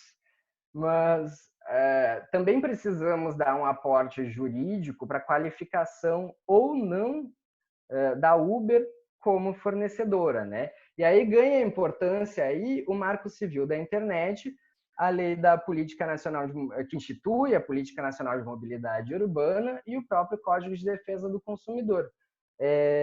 O Marco Civil da Internet, por sua vez, ele classifica essas plataformas, essas e quaisquer outras, indistintamente, como provedores de aplicação, que são o conjunto de funcionalidades que podem ser acessadas por meio de um terminal conectado à internet, devendo serem constituídas, e aí uma interpretação conjunta com o artigo 15, na forma de pessoa jurídica e que exerça essa atividade de forma organizada, profissionalmente com fins econômicos. Logo, se assim são, e tendo as funções relatadas e que efetivamente exercem, e em atenção ao diálogo das fontes, que eu já faço um parêntese, eles vão se enquadrar nesse, então, conceito de fornecedor, tal qual estabelecido como o artigo 3º do CDC, pois eles prestam o serviço aos consumidores pares, o serviço de conexão com a própria plataforma, e comercializam determinado ativo do provedor. E assim, em relação ao consumidor do fruidor, aplicar-se-ia, né, o CDC por quanto esteja caracterizado como fornecedor juridicamente também. Um argumento que dá força a essa qualificação jurídica também está na lei da Política Nacional de Mobilidade Urbana, que considera que transporte remunerado privado individual de passageiros é serviço remunerado não aberto ao público para a realização de viagens individuais ou compartilhadas solicitadas exclusivamente por usuários previamente cadastrados em aplicativos ou outras plataformas de comunicação em rede. Inclusive, por mais que a Uber diga que ela não é fornecedora, ela não presta serviços de transporte, ela mesmo diz no site, a nossa regulamentação vem nessa lei que institui a Política Nacional de Mobilidade Urbana. E a própria lei nacional que institui a Política Nacional de Mobilidade Urbana diz que é um serviço remunerado. É uma contradição pequena que existe no site, mas que pode abrir muita interpretação, inclusive corroborando aí aos nossos entendimentos. Mas voltando ali ao diálogo das fontes, né, que eu falei para os senhores, que eu ia fazer um parênteses, esse diálogo que é uma interação sistemática entre fontes normativas, que se traduz, então, no método do diálogo das fontes, concebida pelo professor alemão já citado, professor Eric Jaime, trazida ao Brasil pela professora Cláudia Lima Marques, e significa para nós, hoje, a aplicação simultânea e coerente e coordenada das plurimas fontes legislativas, leis especiais, leis gerais, tratados, etc., de forma que restaura a coerência, né, a ratio do sistema do direito e a reduzir a complexidade dele. Tudo isso tendo por conta a prevalência do princípio pro homine, né, no direito internacional, aqui domesticamente a eficácia dos direitos fundamentais, por meio principalmente da aplicação do Código de Defesa do Consumidor às relações privadas quando presente um vulnerável na relação jurídica, e óbvio, se existir esse ato de consumo. É nesse sentido, então, que se aplica, que se pretende a aplicação conjunta de todos esses diplomas. Mas não é mera teoria, tem previsão legal, claro que não com esse nome, mas tem previsão legal de aplicação conjunta desses diplomas todos. O Marco Civil da Internet, por seu artigo 7º, inciso 13º, ele diz que deve se aplicar a legislação de proteção ao consumidor quando cabível. Ótimo, a mesma coisa o CDC, no artigo 7º caput, que diz que os direitos e garantias, enfim, constantes do CDC não excluem outros que porventura existam. Então, mesmo tratados internacionais que o Brasil faça parte. Então, é uma teoria autorizada, digamos assim, legalmente também, né? E aí a gente consegue perceber que a Uber pode ter essa interpretação que a traga como fornecedora, né? Voltando então a esse assunto rapidamente, é razoável que a gente pense então que se ela a Uber presta esse serviço, mas não se enxerga assim, alguma coisa há. E a razão dessa coisa que a Uber não se enxerga como prestadora de serviços, aliás, essa questão foi levada ao Tribunal de Justiça da União Europeia, num caso de uma cooperativa de táxi que pediu uma consulta, enfim, e ficou decidido lá que o Uber não é meramente um aplicativo de intermediação, mas sim é mais que isso, porque sem o aplicativo essas relações não se dariam. E a razão, então, desse desvencilhamento proposital é exatamente se desvencilhar dos custos sociais e jurídicos das atividades. É fácil a gente perceber os custos sociais quando a gente vê que os entregadores do Uber Eats, eles estão trabalhando o dia inteiro sem apoio nenhum praticamente, mesmo na pandemia. E aqui no Brasil, pelo menos, eu não sei como é que está agora, mas estava tendo uma discussão sobre se a Uber ia ou não dar aquele abono, digamos, com base nas corridas pretéritas e tal. Mas a última notícia que soube é que a Uber largou essa ideia. Ela foi implementada em alguns outros países, mas aqui não. Enfim, críticas à parte, então, é importante que a gente reconheça essas plataformas de compartilhamento, né, dentre as quais o Uber, como fornecedoras de serviços, tal qual define o CDC. Porque no CDC vige a teoria ali do risco-proveito, né? Então, quem dá causa ao risco de retira ali proveito deve arcar com as consequências, nada mais justo que isso. Porém, essas plataformas, elas criam um risco ao oferecer esses serviços no mercado de consumo e dele tiram proveito. Só que esse consumidor, esse provedor, né, ele também cria riscos. Só que esse risco, ele é assumido dessa forma, né, na minha visão, obviamente, eles são absorvidos, eles são assumidos pelos riscos originais criados pela plataforma. porque senão seria dizer que o provedor, uma pessoa física, o entregador do Uber Eats, seria solidariamente responsável à plataforma. Totalmente descabível.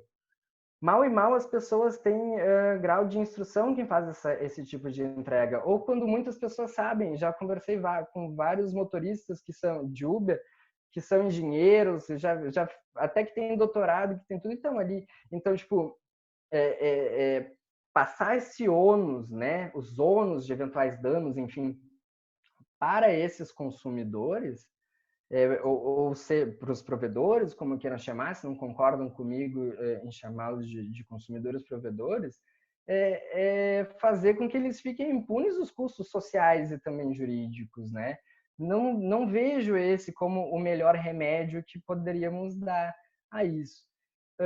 Então, por fim, a gente vai dar uma olhada agora rapidamente, que eu acho que eu já estourei o tempo,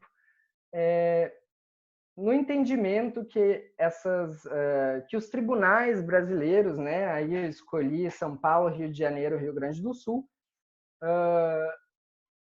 a interpretação que eles dão, o que eles estão dizendo a respeito da Uber, né? A gente vê nesse recurso do Tribunal de Justiça do Rio Grande do Sul que a prestação de serviços de transportes através do aplicativo Uber, ainda que a realegue que apenas aproxima e conecte prestadores de serviços independentes dos usuários, não sendo responsável, não exime a responsabilidade. Inclusive, as responsabilidades nos termos de uso e nas condições e termos de uso está expressamente escrito. Você reconhece que a Uber não faz parte, não sei o quê, a Uber não é responsável por nada.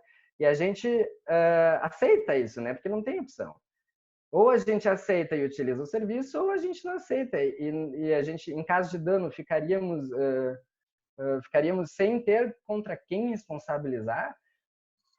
Bom, segundo, então, um de São Paulo, diz que, de modo geral, há um destacável nível de intervenção dos aplicativos. E é isso que quando eu falei ali atrás, do controle. Não é exatamente controle que esse julgado usa, mas em diversas passagens e diversos outros, essa ideia de controle está presente. Destacado nível de intervenção dos aplicativos no caso de transportes.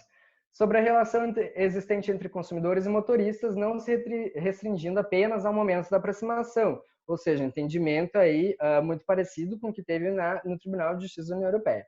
Em outros termos, a empresa ré não figura como terceira totalmente estranha à relação passageiro-motorista. E aí a gente pode chamar também a teoria da conexidade contratual, porque pela teoria da conexidade contratual, eu posso me insurgir contra quem eu não tenho uma relação específica para casos de responsabilidade civil, por exemplo, que me parece ser esse bem o caso aqui. E aí completa ali, inclusive, o simples fato de a empresa conter política de tolerância zero contra agressão, portanto, dentro de seu controle remoto, demonstra por si só que zela pela boa prestação de seus serviços de transporte. Isso foi o entendimento de São Paulo. Bom, embora o autor seja motorista de Uber, tendo contratado o serviço nessa condição e com tal finalidade, é certo que, diante das novas realidades fático-jurídicas próprias da sociedade de consumo, em que o profissional pode utilizar o veículo para sua atividade, para o seu lazer uso pessoal, há que se ponderar a respeito da figura do consumidor bystander, por equiparação. Então, nesses casos, por exemplo, que o consumidor ele foi descredenciado por infringir algum dos termos ou condições, ou por não ter uma estrelagem suficiente, digamos assim, ele vai ser, então, equiparado a consumidor. Na minha visão, não deveria ser equiparado ao consumidor alguém que já é consumidor. Eu acho que fica difícil, né? Tu não proteger alguém que tem uma relação efetivamente de consumo com a plataforma. Se tu for olhar separadamente, congeladamente, o provedor tem uma relação de consumo com a plataforma a partir do momento que a plataforma oferece serviço de conexão. Então, essa figura do provedor, que muitos chamam de híbrida, etc., ela vem realmente a bater aí nesses conceitos. E, por fim, um julgado do Rio de Janeiro. fala que, embora a finalidade do aplicativo desenvolvido e utilizado pela recorrente seja de conectar quem necessita com quem fornece o transporte, caracterizando o serviço de intermediação, fato é que ela exerce poder fiscalizatório sobre os motoristas credenciados. Novamente, vem aquela ideia de um controle, ela tem algum tipo de controle. Ao conectar o aplicativo para a realização tem a expectativa de ser bem atendido, a confiança, expectativa legítima, justamente porque a recorrente aparenta manter critérios rigorosos. Podemos ler de novo aí controle para cadastramento de seus motoristas. Hipótese dos autos em que houve interrupção da viagem nesse termo programado com agressões verbais e físicas. A Uber foi condenada mesmo por não se tratar, né, aí de ato próprio, mas em função do motorista ter cometido agressões contra o consumidor. Isso é um julgado do Rio de Janeiro. Então, encaminhando para a conclusão, para o final, o que a gente pode ver, o que mudou? Graficamente, as relações mudaram, se tornaram mais complexas, mais conectas. Obviamente, isso aconteceu quando o Código de Defesa do Consumidor foi lá promulgado, várias teorias vieram tentar explicar, fazer um esforço hermenêutico para proteger quem é de fato vulnerável e não proteger todo mundo, porque, né, quantidade vulgariza. Então, mesmo está acontecendo e vai acontecer com a economia do compartilhamento e com outros tipos de relação que vão vir. Não temos opção. Esses tipos de relação cada vez mais complexos estão vindo. Basta a gente pensar um pouquinho mais na frente ali a questão do, sei lá, inteligência artificial que eu tenho como assistente de casa tem algum problema ou é invadido pelo hacker e bota fogo na minha torradeira, bota fogo na minha casa toda. Quem é que eu vou responsabilizar? Como é que eu vou saber primeiro que foi um hacker? Como é que eu vou saber que teve defeito de segurança? Quem é que escreveu esse algoritmo? A inteligência artificial, para chegar na gente, passa por um monte de outros agentes econômicos, às vezes, talvez até mesmo impossíveis de serem precisados, porque os códigos dessas tecnologias normalmente são abertos, ou seja, as pessoas compartilham do seu tempo ali para aprimorar alguma coisa, né? E essa tecnologia, então, é utilizada pelos detentores de capital e desenvolvida, enfim. Mas voltando então à questão do consumo dito clássico, né, o consumo compartilhado, o que fica que muda é a dinâmica da relação, né, no consumo compartilhado. Os agentes podem trocar de lugar, na relação de consumo clássica é um pouco mais, né, difícil, linear, é uma ideia muito mais, digamos, estruturada numa linha, né? Também podemos, então, perceber, fazendo uma leve retomada da conexidade, da conectividade existente entre todos, entre os contratos que os ligam, a estrutura triangular que tem agora a relação de consumo, né, no mínimo triangular, porque se formos parar para ser bem precisos mesmo, podemos colocar aí requisitos específicos de seguradoras, garantidores de crédito, tem todo, mas o que importa é que nessa visualização, para fins de proteção do consumidor, nesse caso, é a visualização desse esquema agora, assim, nesse primeiro momento, né? Então, a economia do compartilhamento está representando e vai representar não só o consumo compartilhado, mas a economia do compartilhamento como um todo, mudanças esquemáticas no esquema entre produção e fornecimento, né? Eu acho que essa linha que divide o fornecedor de consumidor, a partir do momento que o consumidor participa cada vez mais do próprio processo de fornecimento, tende a esmaecer. E aí é importante que se consigam visualizar todos os envolvidos, né? E, por fim, a conclusão que eu cheguei, espero que os senhores compartilhem da ideia, podem aí enviar perguntas, críticas, ponderações para a gente pensar junto, para a gente compartilhar esses pensamentos todos, é que a Uber, pelo CDC, seria indistintamente uma fornecedora de serviços e, por isso, deve responder. Então, eu fico aberto aos questionamentos dos senhores. Foi muito bom compartilhar com vocês também aqui nesse dia de hoje. Obrigado quem veio me ouvir tirar um tempinho da tarde. Obrigado, professor.